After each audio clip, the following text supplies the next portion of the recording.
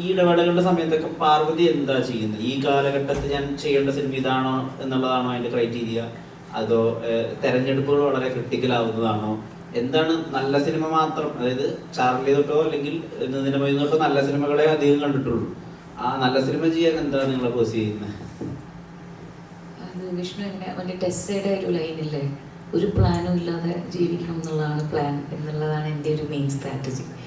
അത് തുടക്കം മുതലേ അങ്ങനെയാണ്. ചേച്ചി ഒരു ഇൻ്റർവ്യൂവിൽ പറഞ്ഞിട്ടുണ്ട്, സിനിമ നമ്മൾ തിരഞ്ഞെടുക്കണം, നമ്മൾക്കായിട്ട് അത് ചെയ്യാൻ പറ്റില്ല എത്ര നമ്മൾ പ്ലാൻ ചെയ്താലും. ഈ സിനിമ വന്നത് 2018 ക്രിസ്റ്റോനെ മീറ്റ് ചെയ്തു, 22 ഷൂട്ട് ചെയ്തത്. അപ്പം ഞാൻ എത്ര വിചാരിച്ചാലും 22 എനിക്കത് ഇറക്കാൻ പറ്റില്ല. 23 എത്ര ആഗ്രഹിച്ചിട്ടും എനിക്ക് it's not in my hands. അതിനൊരു സമയം പറഞ്ഞിട്ടുണ്ട്, അത് ഇപ്പോഴായിരുന്നു.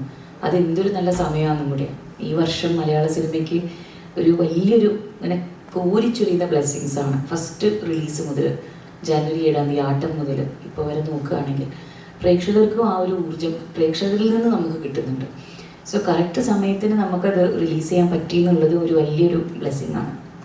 പിന്നെ ഞാൻ ഈ ചെയ്യാതിരിക്കുന്ന സമയത്ത്, മലയാളത്തിൽ സിനിമ ചെയ്യാത്ത സമയത്ത് ഞാൻ തമിഴിലും ഹിന്ദിയിലൊക്കെ ചെയ്തിട്ടുണ്ട്.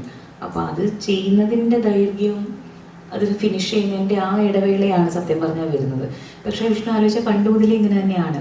ഒരു വർഷത്തിൽ 1-2 സിനിമയെ ഞാൻ ചെയ്തിട്ടുള്ളൂ. അത് തന്നെയാണ് ഇപ്പോഴും കണ്ടിന്യൂ ചെയ്യുന്നത്. അതിന് വേറൊരു നാരേറ്റീവ് ഇല്ല സത്യം പറഞ്ഞാൽ. ഞാൻ ഒരിക്കലും മലയാളം വിട്ടിട്ട് ഒരു ഇടവേള ഞാനായിട്ട് ആഗ്രഹിക്കില്ല എന്തായാലും, ഫോർ ഷുവർ.